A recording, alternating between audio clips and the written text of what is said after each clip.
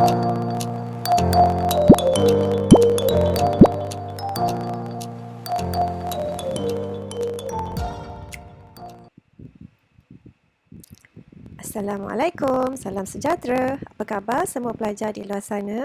Selamat datang ke kelas pengajian am bersama Cikgu Zarina. Okey, kali ini cikgu nak kongsikan teknik penulisan esei. Kita fokus kepada cara penulisan ayat kesimpulan.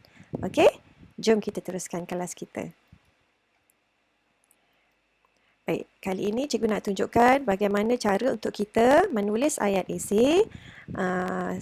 Ayat esei dan fokus kita hanya kepada ayat kesimpulan. Okey, ini part yang terakhir lah dalam penulisan esei kita. Okey, ingat untuk esei pengajian am kita ada 7 perenggan. Okey, bermula dengan pendahuluan diikuti dengan ayat idea yang pertama, perenggan diikuti dengan idea pertama, idea kedua, idea ketiga, keempat, kelima dan akhir sekali perenggan yang ketujuh ialah ayat kesimpulan. Okey, jadi oleh itu hari ini 6 perenggan yang awal cikgu dah bincangkan dalam video-video yang sebelum ini. So kali ini cikgu nak kongsikan bagaimana cara untuk menulis ayat kesimpulan yang cantik, yang sedap dibaca, yang boleh yang menunjukkan yang kita ini seorang penulis esei yang sistematik. Okey, jadi langkah pertama untuk kita menulis esei sebelum kita teruskan. Okey, jadi terdapat berbagai caralah untuk menulis ayat kesimpulan.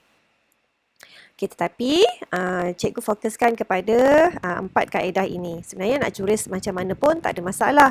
Yang penting kita fokus kepada kehendak soalan dan isu soalan kita. Okey, tapi cikgu nak ajak pelajar untuk menulis ayat kesimpulan yang bila dibaca tu, ayat kesimpulan tu menunjukkan yang kita ini seorang yang berpengetahuan, boleh menulis esei dengan baik, pandai merancang penulisan esei kita. Jadi cikgu nak ajak pelajar untuk menulis ayat kesimpulan yang nampak cantik, sedap dibaca. Okey? Walaupun secara umumnya ayat kesimpulan ni sebenarnya tak adalah markah spesifik. Okey, tetapi dia boleh mempengaruhi markah keseluruhan. Dan menunjukkan yang pelajar yang menulis ayat esei ini secara keseluruhannya menunjukkan yang pelajar menulis esei ini dengan ayat kesimpulan, pendahuluan yang baik, penutup yang baik, menunjukkan yang ciri-ciri pelajar ini adalah seorang pelajar yang matang. Okey, dan sentiasa bersedia. Okey, jadi untuk ayat kesimpulan kali ini, untuk esei kita ini, cikgu cadangkan terdapat 4 kaedah penulisan. Okey, seperti yang cikgu dah nyatakan dari awal tadi, sebenarnya nak tulis ayat kesimpulan ni bebas, tak adalah spesifik, tetapi cikgu cadangkan 4 kaedah ini. Okey, 4 kaedah yang pertama ialah kita menulis ayat kesimpulan. Ayat pertama ada isunya dan juga disambung dengan cadangan. Okey, kemudian pilihan yang kedua ialah kita nyatakan isu dan kemudian kita berikan kesan terhadap isu tersebut. Kemudian pilihan yang ketiga ialah kita nyatakan isu dan kemudian diikuti dengan harapan penulis tu. Dan kemudian pilihan yang keempat, kita nyatakan cadangan terhadap isu yang dibincangkan dan juga kita nyatakan harapan yang diharap oleh penulis terhadap isu dalam soalan tersebut. Okay, ini antara pilihan-pilihan penulisan esei yang cikgu cadangkan. Okey. Okey, jadi kita teruskan bagaimanakah cara untuk menulis ayat esei, ayat kesimpulan bagi esei pengajian am kita. Okey, jadi ini contoh. Contoh penulisan ayat kesimpulan yang pertama. Okey, jadi kita bacakan soalan bersama-sama. Okey, soalannya berbunyi, membina negara Malaysia yang bersatu padu telah diletakkan sebagai cabaran pertama dalam wawasan 2020. bagi mengukuhkan bangsa Malaysia yang bersatu padu, kerajaan telah memperkenalkan ideologi negara dan pelbagai dasar lain. Huraikan.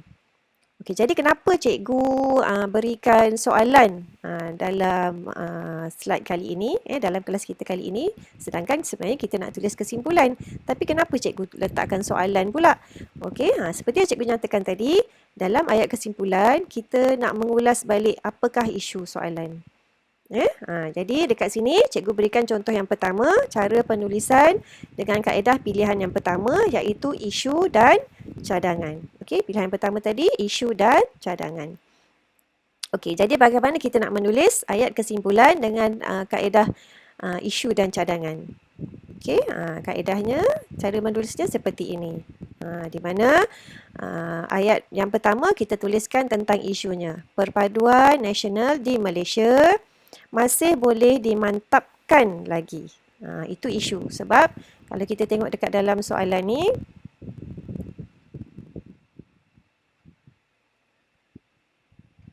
padu telah diletakkan sebagai cabaran pertama dalam Awasan 2020. Jadi isunya ialah tentang bagaimana cara untuk kita, negara mewujudkan masyarakat Malaysia yang bersatu padu. Okey, jadi kita ulaskan dalam ayat pertama kesimpulan kita, mengulaskan secara ringkas tentang isu soalan itu. Jadi sebab tu kita gunakan perkataan perpaduan nasional di Malaysia.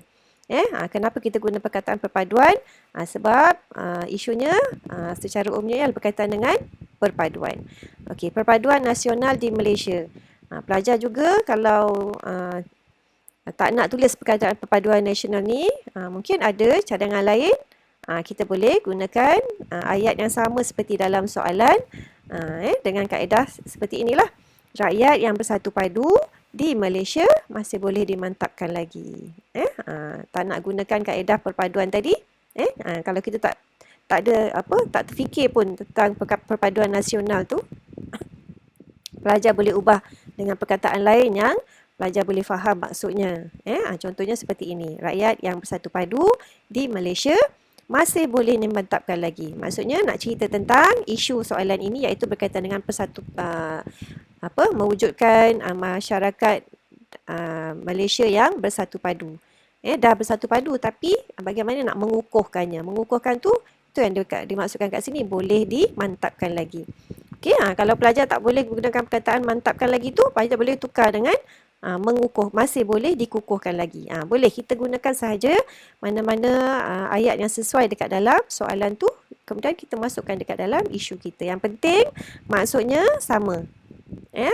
Isunya tak lari daripada kehendak soalan.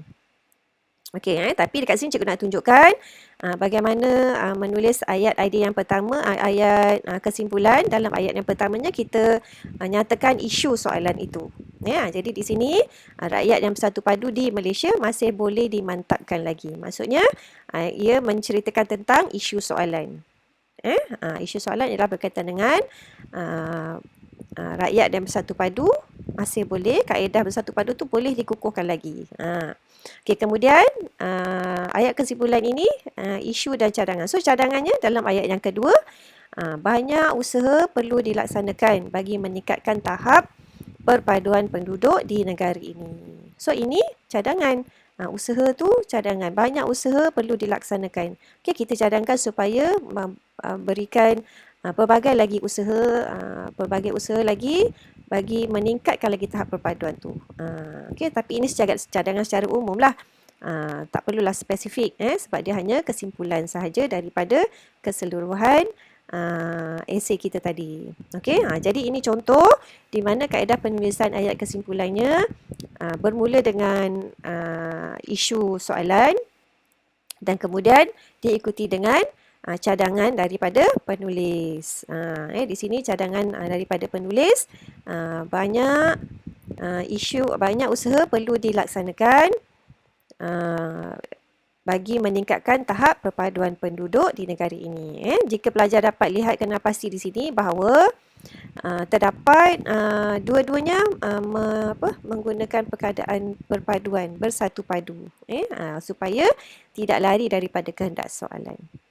Okey, jadi ini contoh bagaimana cara untuk menulis ayat kesimpulan dengan kaedah isu dan cadangan. Simple sahaja, tak perlu panjang sangat dan tak perlu, tapi janganlah terlalu pendek. Okey, okey, seterusnya kita tengok pilihan contoh soalan yang kedua. Okey, contoh soalan yang kedua ini, okey, cikgu bacakan soalannya. Kemelesetan ekonomi yang melanda dunia turut dirasai oleh Malaysia. Oleh itu, kerajaan dan rakyat perlu memainkan peranan masing-masing untuk mengurangkan kesan yang mungkin timbul daripada keadaan ini. Huraikan. Okey, jadi di sini isu soalannya ialah berkaitan dengan kemelesetan ekonomi dan bagaimana kerajaan dan rakyat perlu mainkan peranan. Jadi, isu dia ialah tentang kemelesetan ekonomi. Dan juga apakah peranan rakyat dalam mengatasi masalah yang timbul dengan apabila berlakunya kemelesetan ekonomi ini secara umum. Soalan ini kita ulaskan secara umum lah. Okey, jadi dekat dalam pilihan penulisan ayat kesimpulan yang kedua, pilihan yang kedua, okey, iaitu isu dan kesan. Jadi isunya tadi tentang kemelesetan ekonomi. Jadi mari kita lihat bagaimana cara menulis ayat isu, bagaimana cara kita menulis ayat kesimpulan yang pertama berdasarkan kepada isu. Kerajaan dan negara memainkan peranan penting untuk menangani masalah kemelesetan ekonomi negara. Okey, jadi sebab dia menyentuh tentang kehendak soalan di sini, kerajaan dan rakyat perlu memainkan peranan. Jadi peranan tu dinyatakan, di-highlightkanlah dekat dalam ayat kesimpulan yang pertama ni, di mana ianya berkaitan tentang isu soalan, iaitu peranan. Apa peranan kerajaan dan rakyat untuk menangani kemelesetan ekonomi negara. Okey, jadi jika pelajar nampak isu tu kita boleh tulis dalam pelbagai cara. Yang penting ia berkaitan dengan isu soalan. Tapi kita boleh tulis dalam berbagai cara. Boleh nak tiru daripada soalan terus ataupun kita ubah suai dengan cara penulisan kita sendiri, tetapi ia masih lagi berkaitan dengan isu soalan dan kehendak soalan. Okey. So seterusnya ayat pertama tadi isu dan ayat kedua ialah kesan. Okey, jadi bagaimana cara untuk menulis kesan dalam ayat kesimpulan? Kesedaran dan sikap bekerjasama dapat membawa negara keluar daripada masalah ini. So ini kesannya iaitu keluar daripada masalah ini. Jadi bagaimana nak keluar? Kesedaran dan sikap bekerjasama dapat membawa negara keluar daripada masalah ekonomi itu tadi. Jadi itu antara ini contoh penulisan kesan dalam ayat kesimpulan. Maksudnya nak tulis pakai cara penulisan yang berbeza daripada yang cikgu tunjukkan pun boleh. Ini hanya contoh. Kesannya kalau pelajar nak tulis, okey, kerajaan dan rakyat memainkan peranan penting. Okey, kalau nak tulis kesan yang berkaitan dengan peranan kerajaan dan rakyat ni, boleh juga pelajar nak tulis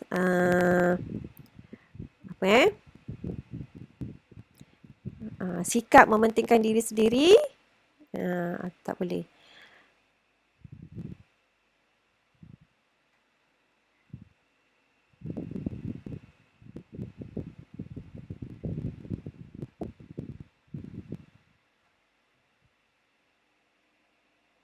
Okey, jadi ini contoh bagaimana untuk menulis ayat kesimpulan dengan pilihan kedua iaitu isu dan kesan. Okey, pelajar juga boleh menulis dengan berbagai cara lain yang menunjukkan kesan daripada isu tadi dekat dalam ayat kesimpulan. Kesan ni macam-macam lah. Kalau macam ni, kesan daripada peranan kerajaan dan rakyat tu dapat mengeluarkan negara daripada masalah ekonomi ni.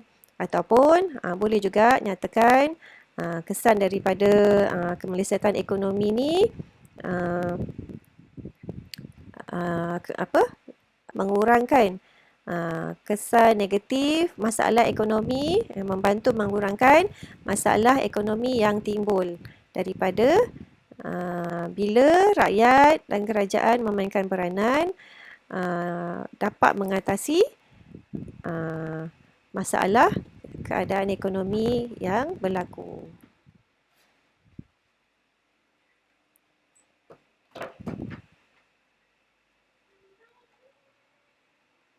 Okey, contoh ayat kesimpulan yang ketiga. Okey, cikgu bacakan soalannya dahulu.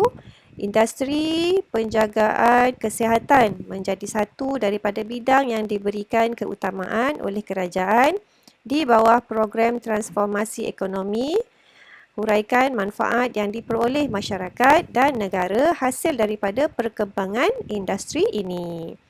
Okey, jadi isu dalam soalan ini ialah berkaitan dengan program transformasi ekonomi. Iaitu berkaitan dengan industri penjagaan kesihatan.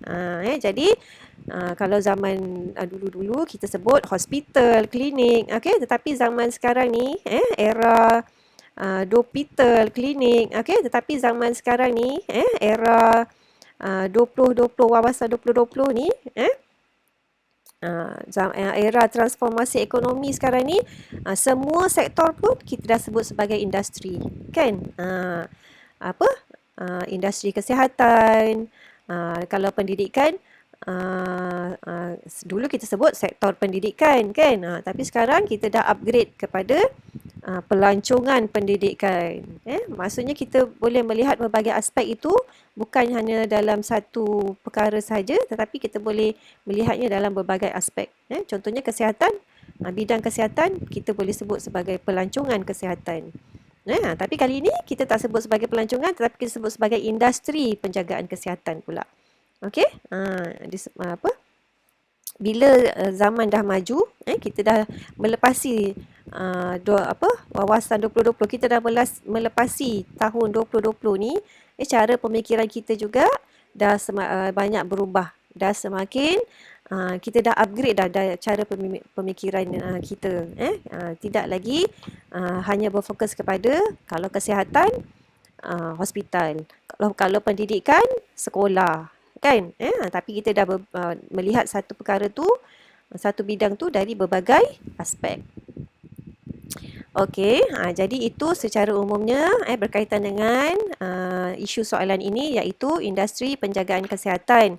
Okey, menjadi salah satu daripada bidang yang diberikan keutamaan oleh kerajaan melalui program transformasi ekonomi. Jadi isunya ialah tapi kehendak soalan ini berkaitan dengan manfaat yang diperolehi masyarakat dan negara hasil daripada perkembangan industri itu. Maksudnya bila industri penjagaan kesihatan ini semakin berkembang, apa manfaat yang diperoleh daripada masyarakat dan negara. Okey, jadi dekat dalam ayat kesimpulan kita, kita nak menyatakan tentang isu.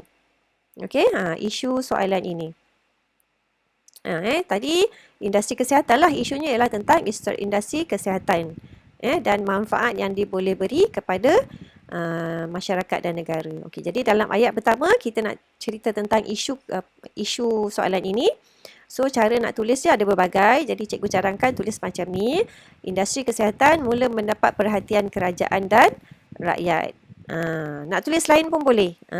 Tapi cikgu bagi contoh yang simple lah kat sini.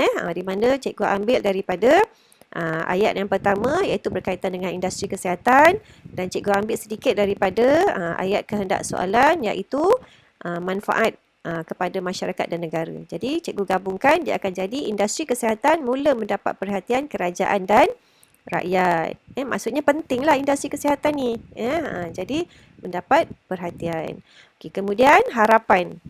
Apa harapan daripada harapan penulis daripada industri kesihatan ini? Harapan penulis tu maksudnya bagi pihak negara, bagi pihak rakyat, apa yang kita nak tulis kat dalam sini. Okey, contoh harapan, cara nak tulis harapan.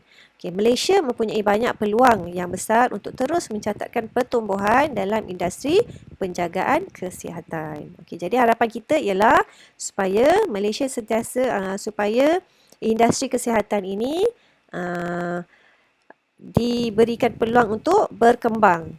Berkembang tu maksudnya kalau dulu kita hanya merawat penyakit-penyakit yang biasa-biasa saja, tapi bila di masa akan datang kita boleh buat lebih lagi daripada merawat. Kita boleh boleh macam-macam lah, kita boleh buat. Itu maksudnya. Itu harapan lah, maksudnya banyak peluang. Dalam ayat ni cikgu gunakan Malaysia mempunyai banyak peluang yang besar. Peluang yang besar tu maksudnya di masa akan datang kita boleh pelbagaikan lagi fungsi industri ataupun perkhidmatan dalam industri kesihatan ni untuk terus mencatatkan pertumbuhan. Jadi pertumbuhan itu adalah harapan kita di masa akan datang.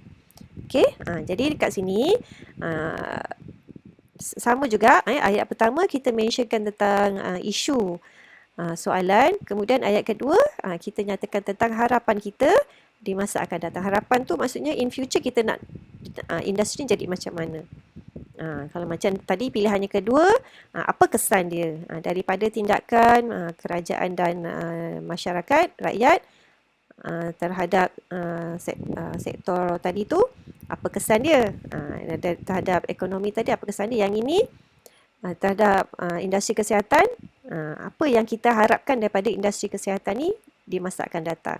So kat sini dalam ayat ni harapan kita ialah supaya dia terus berkembang maju, diberikan peluang yang banyak untuk dia terus berkembang maju. Itu harapan kita. Okey, jadi ini contoh penulisan ayat kesimpulan. Boleh je nak tulis berbagai cara dengan ayat pelajar sendiri. Jangan takut sebab ini kesimpulan.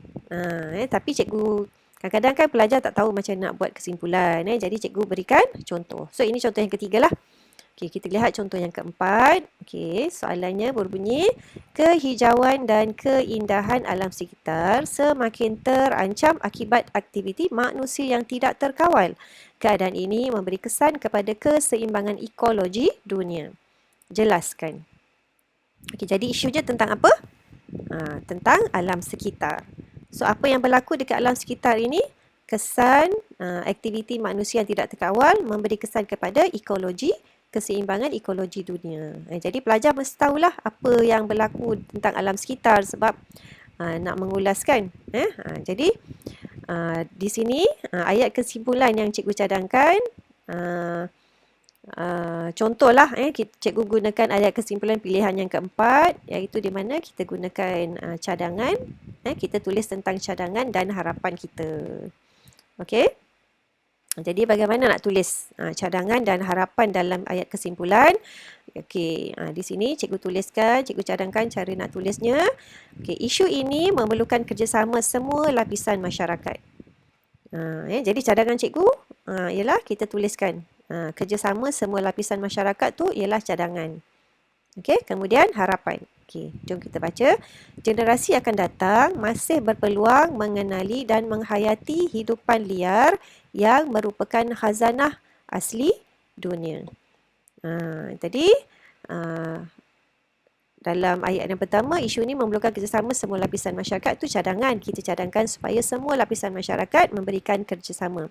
Kemudian dalam ayat yang kedua, kita berikan harapan. Kita nyatakan harapan kita. Okay, harapan kita supaya generasi akan datang masih berpeluang untuk mengenali dan menghayati hidupan liar yang merupakan khazanah asli dunia. Harapan kita ialah supaya alam sekitar ni masih kekal sehingga masa akan datanglah, supaya generasi akan datang dapat lagi mengenali hidupan liar dan sebagainya. Okey, jadi itu contoh bagaimana untuk menulis ayat kesimpulan dengan pilihan cadangan dan harapan. Kita cadangkan dalam ayat pertama dan ayat yang kedua kita berikan, kita nyatakan harapan kita daripada isu yang dibincangkan. Okey. Jadi ini cikgu dah tunjukkan 4 contoh penulisan ayat kesimpulan daripada berbagai kaedah. Okey, jadi mungkin daripada 4 pilihan ini, pelajar boleh saja pilih mana-mana. Nak tulis isu dengan cadangan boleh, isu dengan harapan boleh, isu dengan kesan boleh, cadangan dengan harapan boleh. Mana-mana pun tak apa, tak ada masalah. Ini cikgu just bagi contoh je macam mana cara nak tulis ayat kesimpulan. Okey, kalau pelajar selesa nak tulis isu dan kesan, pelajar tulislah dekat dalam semua kesimpulan, ayat kesimpulan yang pelajar nak buat dalam semua esei pelajar tu, tak ada masalah. Okey, yang penting pelajar selesa dan ada idea bagaimana cara nak tulis ayat kesimpulan tu. Cikgu just berikan panduan bagaimana cara nak tulis ayat kesimpulan yang baik. Okey? Okey, jadi pelajar dah lihat bagaimana cara nak tulis ayat kesimpulan berdasarkan 4 contoh yang cikgu berikan. Okey, jadi di sini cikgu tunjukkan bagaimanakah ayat kesimpulan yang tidak sepatutnya ditulis oleh pelajar dalam penulisan esei pengajian am.